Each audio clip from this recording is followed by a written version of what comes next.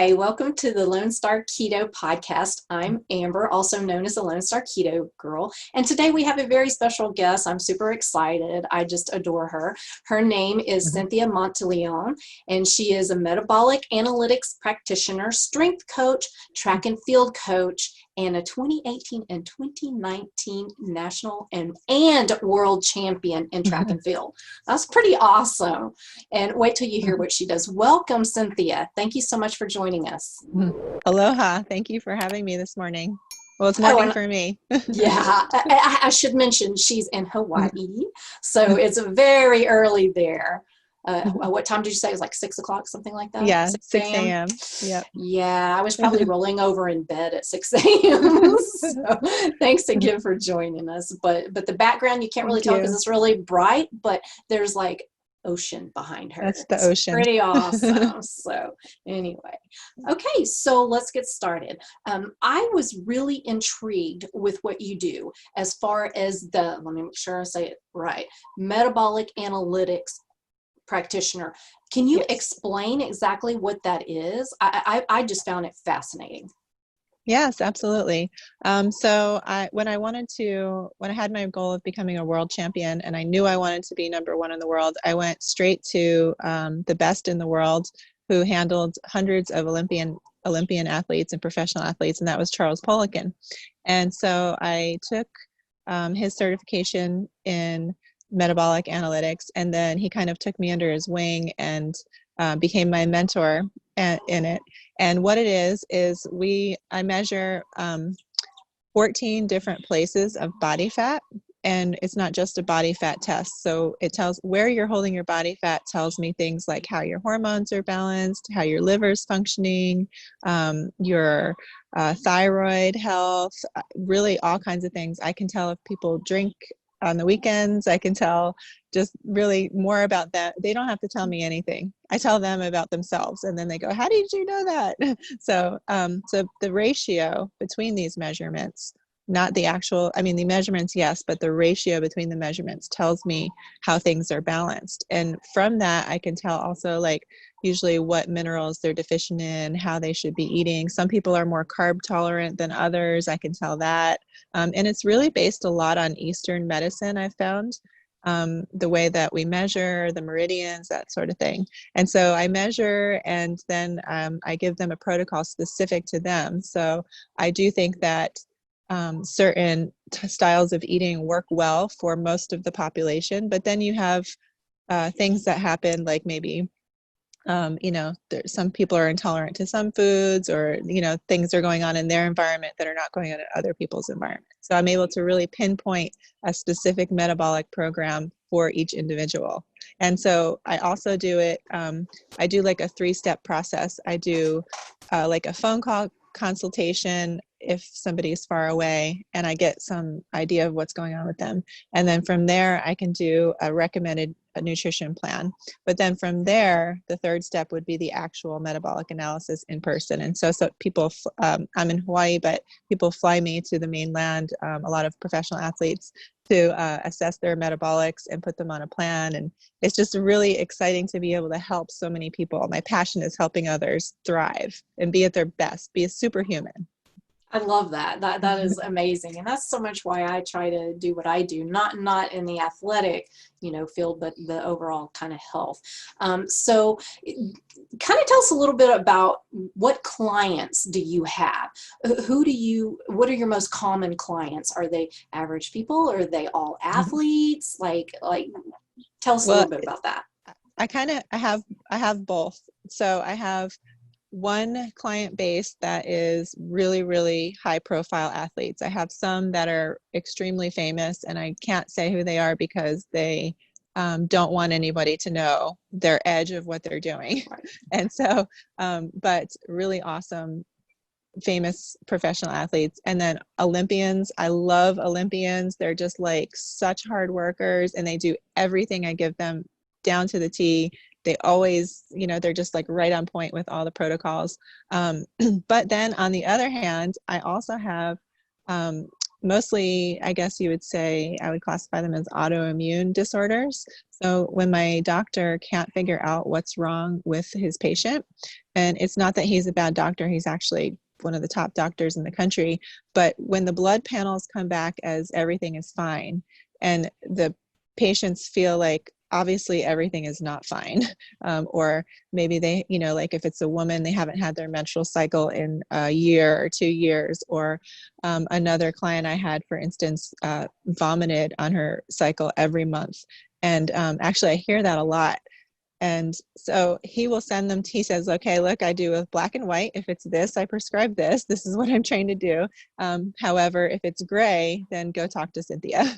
And so I have a lot of patients who are just trying to figure out what's wrong with them, why they're tired, maybe why they don't have as much energy as they used to, or a lot of times they're gaining weight and they don't know why, because they're doing everything they think is healthy.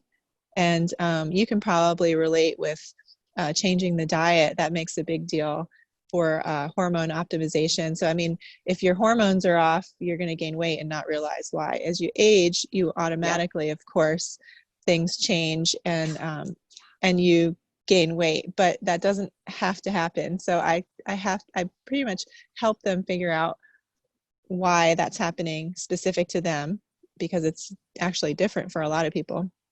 And then I help them fix it. So I love so it. those are my two really like clusters of clients. I pretty much, anyone and everyone. So But those are my favorite. So what do you find as a kind of a common cause or element to a lot of these issues? Is there something that you keep seeing over and over again? Oh, yes, the patterns are very clear. Unfortunately, a lot of people have fatty tissue on their liver.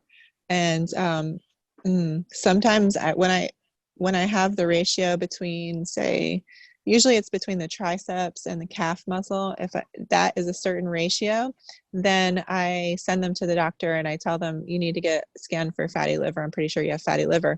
And they do, and 100% of the time I'm right. But of course, almost 50% of the population has some sort of fatty tissue on their liver, is what I'm told. So maybe it's just not that uncommon. However, it's like, okay, so that's one issue. And then another one is that I see a lot of zinc deficiency. And I see that people are eating like a lot of grains. Too many grains, I would say, is causing both of those types of things, because they're not able to uptake the nutrients they're supposed to uptake, because they're one, not eating nutrient dense foods, and two, those phytates are binding to the really essential nutrients they need. So I'd say those were the two amongst the regular population. The athletes usually have a different story. Tell me just a little bit about the athletes, because that's kind of intriguing. Okay. So the athletes will have two different problems usually. One, I see a lot of female athletes having hamstring toxicity. And, sorry, my table's shaking. And two, that one comes from environmental toxins generally. So unfortunately, as women, we are taught at a young age to use beauty products. Like, we need to smell good and look good. And I'm like the opposite with my clients. If I'm around them, I'm like, you smell too good. What's going on? What's fragrant? Get rid of it. So I eliminate all fragrances and anything that really could be mimicking estrogens in their cells. So we have cells that have receptors for estrogens, and they kind of are there to park their cars there.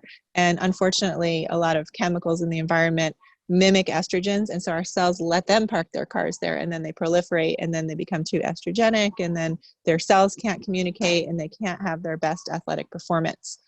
This also causes problems for non-athletes as far as illness and fatigue and things like that.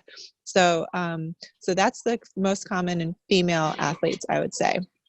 And then the most common for male athletes is their abdominals, and that is related to stress and also poor blood sugar balance or an influx of sugar. So they're eating too much sugar. a lot of times. Wow, that is Yeah. fascinating. Yeah. And you can tell this by measuring various parts of the body and taking the Oh yeah. ratios. That is so Yeah. cool. I Yeah. mean, It's a really great program.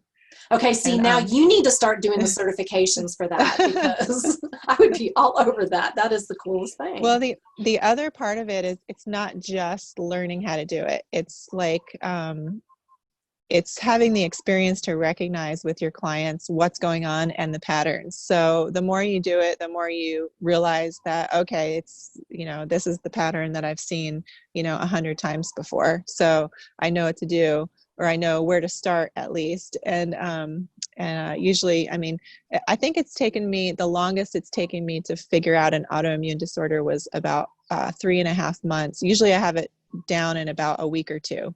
But it took me 3.5 months to diagnose Ehlers-Danlos syndrome, which is when you can't make type 2 collagen. It's Wow. it's not very common.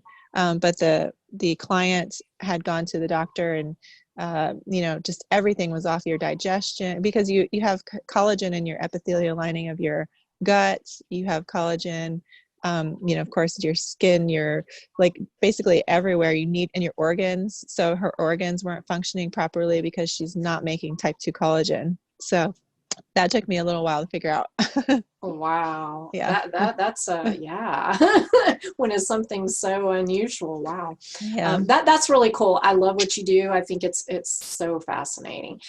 You have talked a lot about supplements, and you do use that in some of your cases and et cetera. And I believe you Yes. are currently taking supplements. Can you kind of talk about what supplements that you recommend? What, depending on the person, I'm sure like athletes are going to need something different than what I would need. And what are you taking? Sure. It's hard to kind of like say for everyone, just like everyone's different. So that's why the metabolic analysis is so awesome, because I can really figure out what everybody needs individually. But generally, I would say as a population, we're definitely magnesium deficient. And so I often have magnesium on nearly everyone's protocol. Athletes are always magnesium deficient because we Wow. use more magnesium. And then let's see, the glutamine and glycine, there's a product by ATP Labs called GLUTAMED. It's my favorite. If you know me, it's like my favorite supplement. And that one actually was developed by my mentor specifically for his clients. He went to the company and said, please make this. I want it to do this. This is what I want in it. And they made it for him. There's a few supplements that they carry that he did that with. And so it's glutamine and glycine, and that helps, oh my gosh, everything. So that it helps heal the mucosal lining of your gut.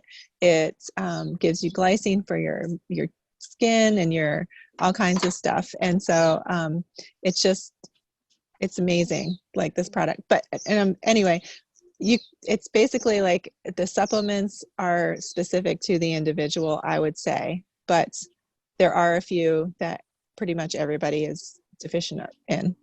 That's cool. I'll put a link if you can give me a link below for the one product you mentioned, because that's really cool. I'm sure a lot of people could benefit from that. Okay. Yeah, it really is my absolute favorite product. That's cool. It boosts one thing that I've noticed that it does is it boosts immunity too. So very rarely do my clients get a cold or sick if they are taking the GLUTAMED. So and it also helps rebuild muscle tissue for athletes. Like, oh my gosh, I could go on about it all day. Is this a pill, or is this it's a powder? Okay, that's what I've seen you talk about. Okay. Yeah, and the only thing is I just say don't put it in hot liquid, so room temperature. Usually I put it in my protein shakes or sometimes pre-workout, that sort of thing. But yeah, cool. So I take a lot of supplements because I operate at very high intensity for my running.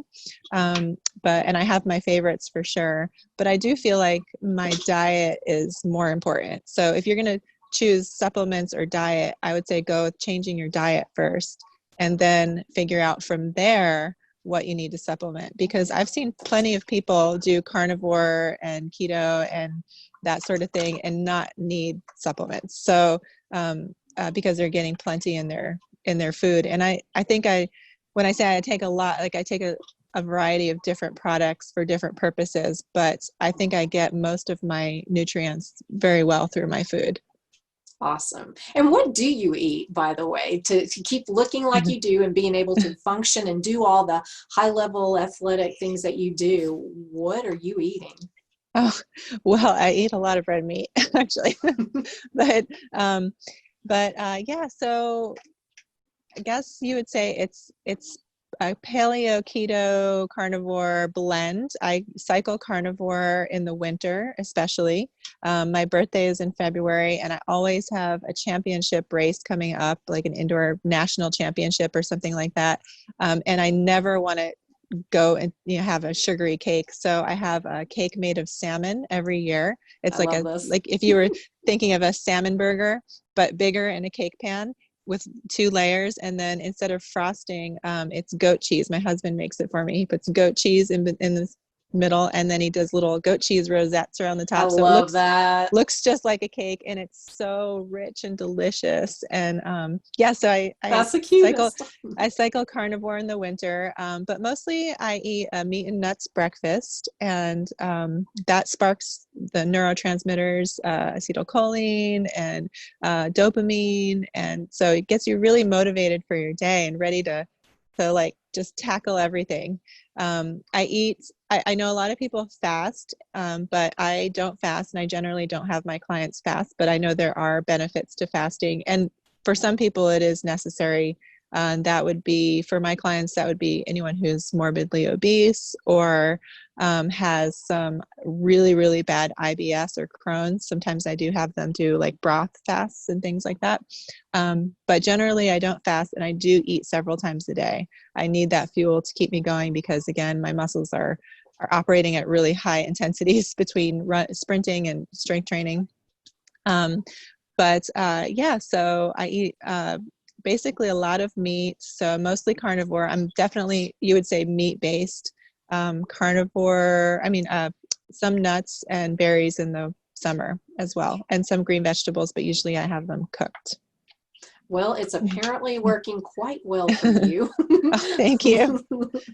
I mean, seriously, y'all. I mean, I'll put up some pictures of her because I mean, she's like, wow. Oh, thank you. But I think more importantly, besides, like, I feel like a lot of people can build their body to look a certain way, but what's more important to me is the biomarkers of my blood work. So my doctor says, listen, I endorse absolutely everything that you're saying and doing, because I've never seen blood work this good in my life. Wow. Like, in my whole career, I have never seen blood work like this. And so, yeah, I know. And so that's, of course, that's what we want. We want to be happy and thriving and healthy. Not just, we don't want to just look healthy. We want to actually be healthy. And that's where I help my clients the most is I say, okay, listen, sure, you can eat, sorry, sweetie. You can eat junk food and still set a world record, but what's going to happen in 10 years when you have autoimmune issues from all of that junk you were eating? Like, let's change that now. And so, I really help them, to optimize and be their absolute best that they can be for longevity. And so that's more. And besides the looking and the blood work, I think a lot of people who are health nutrition advocates aren't necessarily competing still. I think it's awesome that Sean Baker is. You can see his hard work every day, for instance. But yeah, so my big thing is that I ran faster besides the gold medal, I ran faster last year for my world championship race than I did 22 years ago in college. Oh, wow. And so that's like walking the walk instead of talking the talk. Love it. Love it. Hold on. I have to, sorry to interrupt. My son is like shaking the table. Okay, listen, I'm just a regular volcano. Mom, I am a regular mom. I got to juggle everything just like everyone. I love it. People are like, how do you do what you do? And I'm all like, you know what? I just take it one step at a time. And right now I'm in the middle of an awesome podcast, and my 7-year-old is shaking my table. Like, I love it. so it just it Real happened. life, people, real life. Yeah. And that's the other thing, is I like to really encourage people, because, I worked really hard to get where I'm at, and it's not that hard. And it wasn't that long ago that I was just, carrying baby weight and an average mom and not doing anything spectacular, so to speak. But I decided I wanted to do something to change my health. And my daughter asked me to train her in running. And so that's how this kind of all came about. And I started running track again, which anyone can do. Master's track is awesome. And I just want to really emphasize that I was just like everybody else. And after just figuring out what to do and becoming certified in the metabolics and learning the way and learning the knowledge of how to get there, I realized it's actually a pretty simple solution, and that anyone can do it. So I really believe that. Yeah. It's a great message. And it is so true. And like what you were saying about health, yes, it's great to look a certain way, but after 40 years of focusing on just the weight aspect and not really considering the health aspect, it just really messed me up. But now that I'm on the other side, I realize how incredibly important it is to be healthy, to be happy, to be living your life, and not focusing on, oh, I can't wear my size 00 jeans, there's so much more to it. And I have so many of my clients the same way, that they come into it talking about weight, and I have to try to hopefully, get them more focused on the long term, the staying healthy, so you can maintain what you're doing. Because, like me, for 40 years, up and down, up and down, up and down, because I couldn't maintain it. So yes, health, that's a huge message. And I like how you worded all of that. Before we get into your running part, because I want to hear more about that, we had a little discussion about your thoughts on smoothies, and there are a lot of people who do a lot of that, for health reason, etc. But you have an opinion, and I'm really curious to hear that, because we didn't actually get to get into that. On smoothies in general? Yeah. Oh yeah. Okay. So. Here's one of you were asking me, what do I see in clients? A pattern. So here's a pattern I see a lot.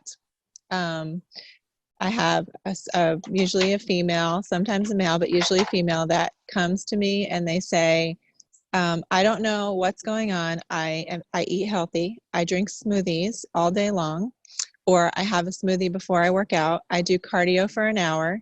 And sometimes I've even tried increasing my cardio. I'll do it for 2 hours, 1 hour, eat twice a day, and I'll drink my smoothies. And I don't know what's going on, because I'm exercising so much and I'm not losing weight, and I feel like, I'm gaining fat. What's going on? Okay. So what's going on is that they are eating excess fruit and not enough protein.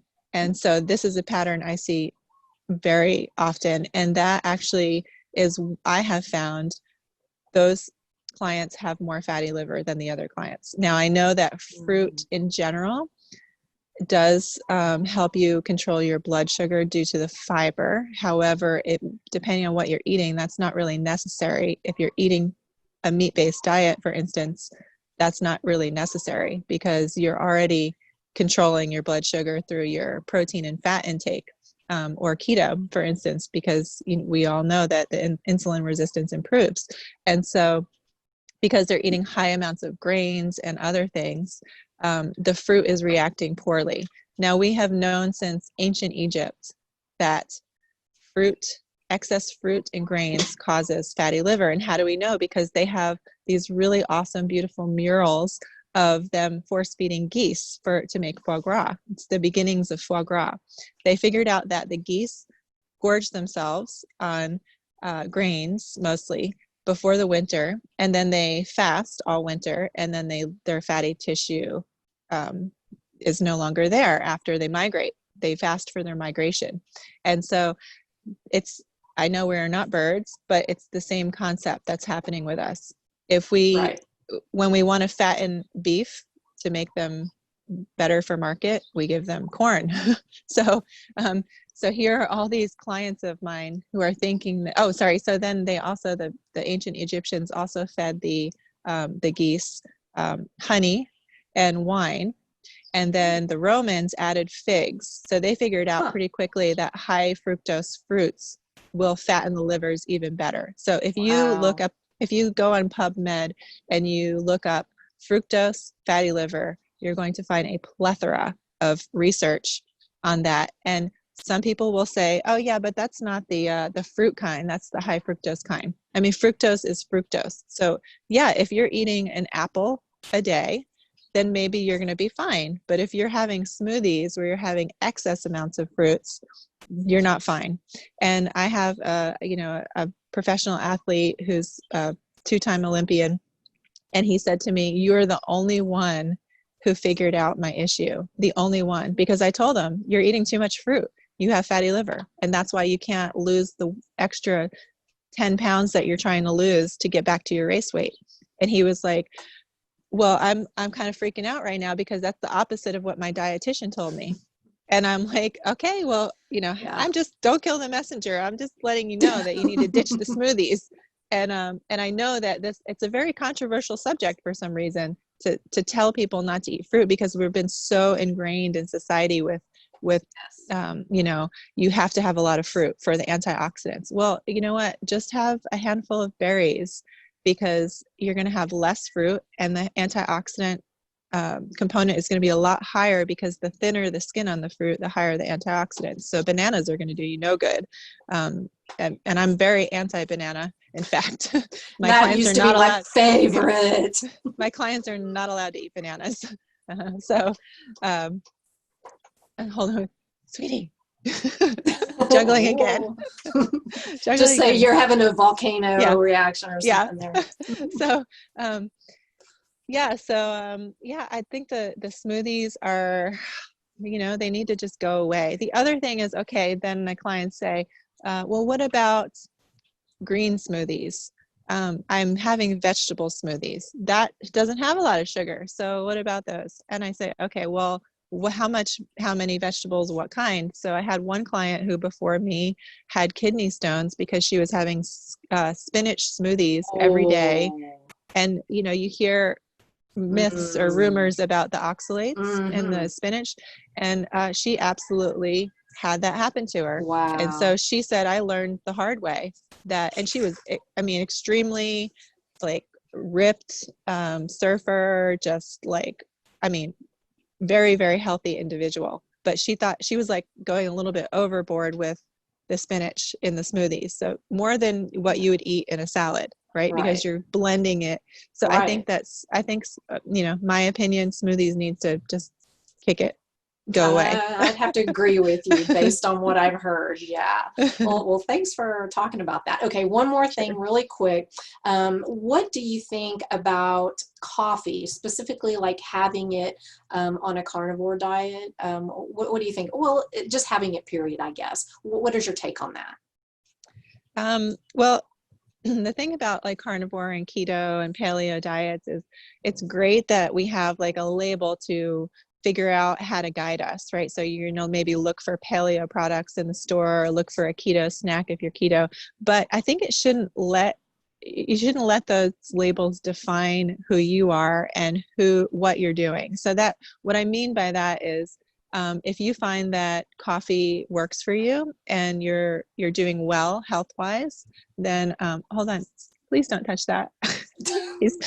My phone's about to fall over. Oh no. But, yay, juggling. See, I'm just like everybody else. If you're finding it works for you to have that, your blood work's good and everything's coming out good, then you should have it. But if you're finding that coffee crashes you and you're feeling lethargic, or you're maybe my clients, I have them do 1 to 2 cups of coffee in the morning after they eat. I'll talk about that in a minute. But if you find that you're up to 3, 4, you're getting more, or you're needing it to get through your workout in the evening, then no, the coffee's not doing you any good. I think that, so for me, I have my clients do percolated coffee, and that's because you're with the unfiltered coffee, you can keep in the terpenes, which are the oils, and so those are the more it boils up and down, the more of the really good antioxidants you'll get and the minerals you'll get from the coffee, as opposed to just drip coffee, which goes straight through. So in that realm, espresso would be the least healthy coffee because you're not getting the terpenes or the back and forth boiling to get the minerals. So they have it after breakfast. And the reason why that is because I really want them to spark those neurotransmitters to have energy for their day. And so they have their their protein first. And I can talk about that too, because it's really important to have protein as your first bite of food to stimulate your HCl. And then they have their nuts, if they're doing nuts, if they're doing berries. Some clients who are very, very carbohydrate intolerant don't do the berries at all. If they're extremely autoimmune, I have them do carnivore. They're not doing the nuts at all. So they have that, and then they wait, and then they have their coffee afterwards. So yeah, I think that it's sometimes okay. Then there's some spices. I'm an advocate of using spices even if you're carnivore. There are some really great benefits of turmeric, and ANNATTO is my favorite spice to have people use. I just did a really long, extensive article on tocotrienols, which are the other half of vitamin E that haven't been studied.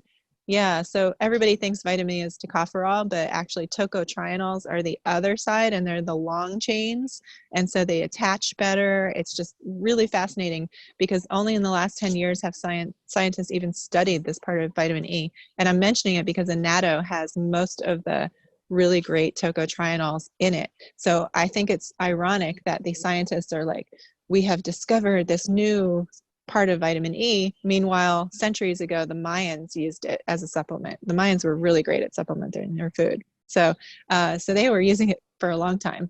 And so yeah, it's like a little red spice, and it attaches to fats. So for instance, spices, coffee, I think that there are some things that you can add in that are maybe not within the parameters of the exact definition, but they do have some benefits. Cool. Yeah, If that that's kind sense. of absolutely. That's kind of my attitude too. I definitely use spices because I cannot do just meat with salt. I can't do it. Maybe one day, but right now I can't, and I'm not going to. So, there you go. But, and I will occasionally have coffee too. I've cut way back, but it's not the coffee so much as all the cream I wanted to put into it. So I had to cut that out because I was like, ooh, this cream is good. So it was a little bit of coffee with my cream. So yeah. So is it heavy cream you were doing? Yes. Oh yeah. Yes. So sometimes dairy will cause inflammation. So I try not to. I do allow heavy cream occasionally, but I try to push maybe something, maybe to butter. I mean, butter is still dairy, but it just doesn't have the same effect on people. That's same inflammatory effect. Yeah. Yeah, well, the heavy cream with the lactose in it and all that, it just, for me, it makes me crave more. And, I've kind of broke all my sugar cravings and all, but I notice when I do have more of that, all of a sudden that little sweet demon is starting to whisper in my ear, and I'm like, ooh, yeah, this got to go. And we're all different. We have to figure out what it is that triggers us or what doesn't work for our bodies. And, that's what I was going to say is fits in a definition or not. Yeah, you become in tune with your body. Yes, the cleaner you eat, I think. Absolutely. Too. Yeah, 100%. I think yes. When you're eating processed foods and artificial ingredients, it's like you can't even read your body. No, your signals are all over the place. It's like you can't trust what your body's saying because really your body is going to really need that Snicker bar. Yeah, I'm sure about that one. Or that Coke that you're craving. Yeah, I'm pretty sure your body's not telling you need that. No, what is that term? Intuitive eating. Oh my gosh, somebody asked me once, what do you think about intuitive eating? Like if your body feels like it needs a donut, then at 10 o'clock in the morning, then you should eat a donut, right? And I was like, are you freaking asking me that right now? Seriously? No. What you're doing is you're setting your body chemistry up the wrong way, because if you're eating a big bowl of cereal for breakfast, then of course you're going to crave carbohydrates again 2 hours later, because that's what you just set your body chemistry up to do. Exactly. So let's set our body chemistry up to, to be our superhuman optimal selves, not and work craving for donuts. you, not against Yes, you, because I'm sorry, your exactly. body is not telling you to eat Snickers and a Coke. Sorry. Hate to Yeah. tell you that, but No, nice I try agree. trying to get Yeah. around that. Intuitive But eating. Yeah. yeah, that's a great concept, but sometimes okay, let me just see, make sure. Okay, before we get onto this. Okay, so just kind of briefly, explain more about how you got into running. I know you started doing that because of your daughter and all. Explain a little bit about that. Okay. So my daughter And your was, age. oh yeah, so I'm 44. And it actually wasn't that long ago. And hold on one second. I'm gonna have to send him inside. Triton, can you go inside? Because I'm on the podcast. He's about to jump on the trampoline now. My husband's still sleeping because it's so early in the morning. So I apologize, it is everybody, early for the sorry. interruptions. My daughter asked me to train her in the 400 meters because she wanted to run track in college like mom did, which was really exciting. Yeah. So we went up to the track and we ran. I said, well, let's start. We'll run one lap and we'll time ourselves and we'll start from there. And it was the hardest 400 of my life. We collapsed at the finish line, ran a very unimpressive time of somewhere around 1 minute and 30 seconds. And, started from there. But that was the main thing, is that we started. That was our starting point. You got to start somewhere. And I always say you got to start where you are. Just start today. If you're wanting to change your eating or your exercise, start today. So we started, and a year later I entered a competition. I probably practiced maybe about 2 or 3 times a week throughout the year, and I started to lift weights again. And then I went to this competition and I got a 4th place ribbon, which is great, except that it was a 4th place ribbon. And I thought, oh no, I want a medal. I've just missed the 3rd place medal. I don't want a ribbon, I want a medal. So I use it as a reminder that, I just really, to keep working hard, I guess. So I vowed that the next year I would become national champion. That was at the national championships, by the way. So I came in 4th. And I vowed to become national champion. And so I worked really hard. And that's when I looked up, Charles. And well, I had learned his teachings earlier, but I went straight to him at that point. And I went and I became national champion in 4 events the next year, and then went on to become world champion. And you know what? I just keep showing up. I just keep consistent. So I think, again, it's a pattern that's not necessarily difficult, but it just takes showing up to do it. And, I love it. And I love teaching people how to sprint as exercise instead of distance running. It takes less time. Yeah, and it's so good for you. They always talk Yeah. about the high intensity, bursts and all, how that's so healthy for you, and you just need this much time. So for people who Yes. don't have a lot of time to be spending, hours in the gym, what a great thing to do.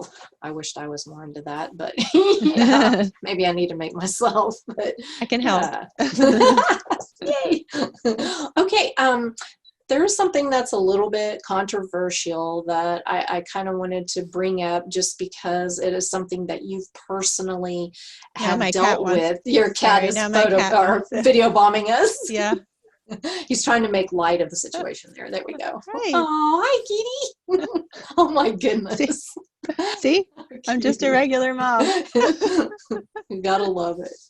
But okay, so this is kind of this happened to your daughter, where she had to compete against a biological male, and I know you have some kind of experience and feelings about that. Would you share a little bit of that? Sure. My daughter had her first race of the year this year as a freshman in high school, after training so hard with me for these years. And her first race was, she had a biological male in her race. And in high school, the guidelines suggest that you can identify however you want. and without any kind of other measures or anything that would be in the NCAA or World Athletics. But you know, the bottom line is that girls and women deserve a fair playing field in athletics, and biological males just have an advantage over females that we can't compete with at an elite or high level. So when we get to a championship level, the biological male will have the chance for victory over the female every time. And so I really believe that we should stand up for females, because we've fought so hard and so long since Title IX for equality in sports, Yeah. and now that's being taken from us. And this is, you know, it really just has to do with fairness in athletics and giving girls the chance to win. They deserve that chance. Yeah. Yeah. Okay, what happened in that race, just out of curiosity? Well, the athlete went out very hard in the 400, maybe a little bit too hard, according to, they're new to track, so maybe they probably could have paced a little bit better from a coach's point of view. But they went out. The splits for the first 100 and 200 meters would have been in contention for a state championship in those events, and it was only the Wow. first half of the race. So basically, Wow. they blew everybody away. Wow. So, oh, my That's other cat's come to say amazing. hi now. Just bring the whole family. Come I on, let's know, all I gather wake around. We'll everybody have a up. little chat. Well, So yeah, but it's a serious issue, because I think people are afraid to speak up, and I'm not afraid to Yeah. speak up. I've had a long talks with my family and my daughter, and we actually, you know, my daughter feels really strongly about supporting women's rights and standing up for female athletes. So she's, you know, she's not afraid either. So we just really feel like in this family, like we really all want to support giving girls the chance to have a fair playing field and to be treated equally on the track, so, or in any sport. That makes total Yeah. sense. And, Yeah.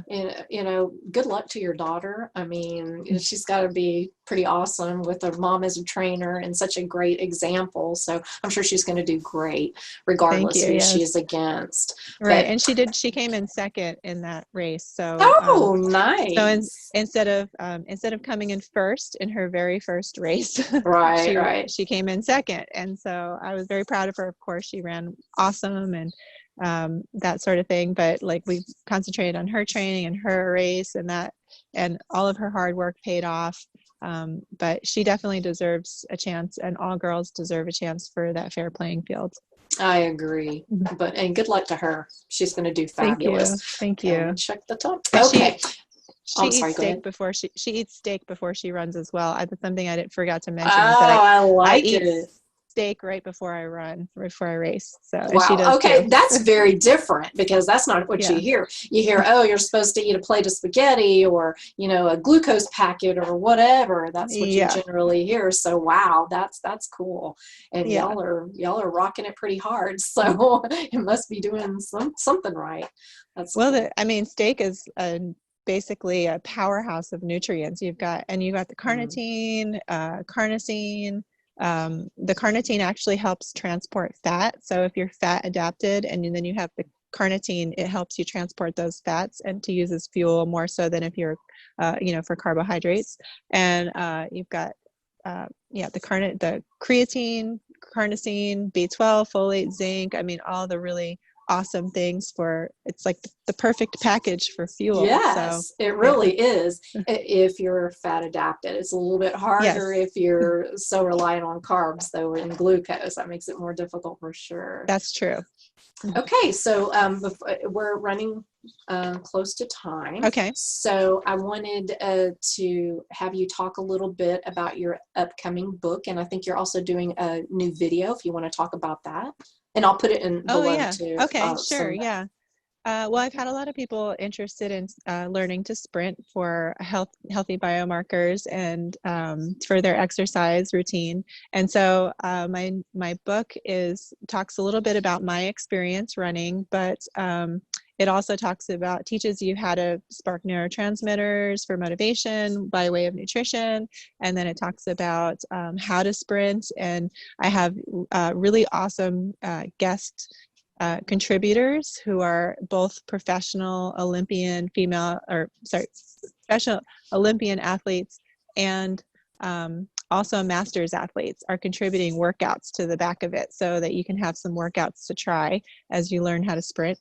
And then the last part is about like giving back and establishing a really strong personal foundation, like giving back to your community, having gratitude. All of these things really matter in becoming a champion and becoming the best superhuman, superhero version of yourself. So I teach you kind of how to do that too. A lot of really great tips in there about sleep and just taking care of your body.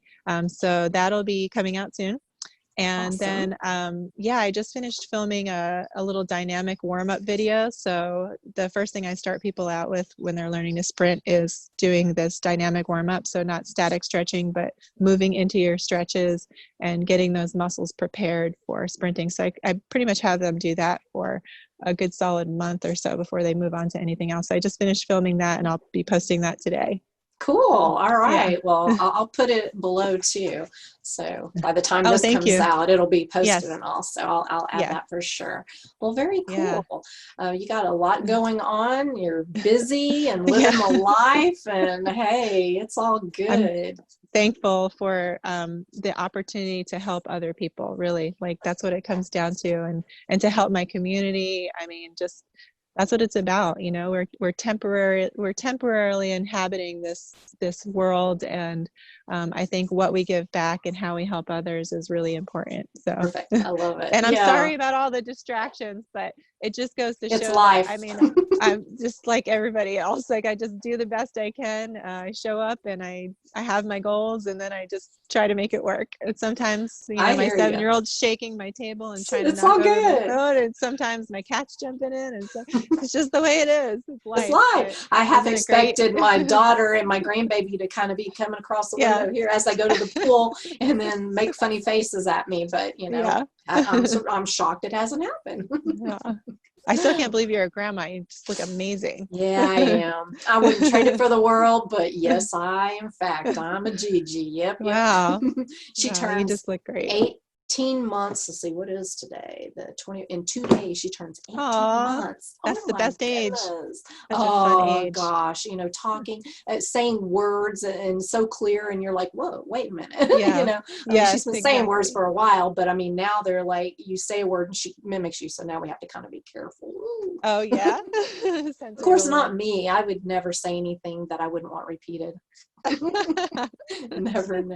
Well, it has been a pleasure. And do you have any last minute things to say, advice or any motivational, anything you want to end with? Gosh, you know, probably just what I've already said is that anyone can do it. I'm just like anybody else. But you know, now I feel so great because I'm just so happy every day. And when I do get my blood work checked, like, you know, all my markers are there for longevity. And now I get to share this information with other people and help our Team USA Olympians represent us in the world. I get to help people who, you know, who've had neuropathy for like 8 years, finally not have it anymore. I mean, it's really rewarding to be able to do this. And I just want to encourage everybody that you could be a superhuman, superhero too. We all have choices in our day, and if we just choose the right foods and the right exercise, like you can do it too. It's pretty simple. I love that. That's perfect. Great ending. I like it. Okay. And hey, y'all, before you go, be sure to subscribe and put the notification, and go follow Cynthia because she's awesome. I'll put all her information below. She's super sweet, and she's got so much to share. And again, thank you so much for being on my podcast. It's been an honor and a pleasure, and I'm looking forward to talking with you more. Yes, thank you so much for having me. Bye, Cynthia. Okay, aloha.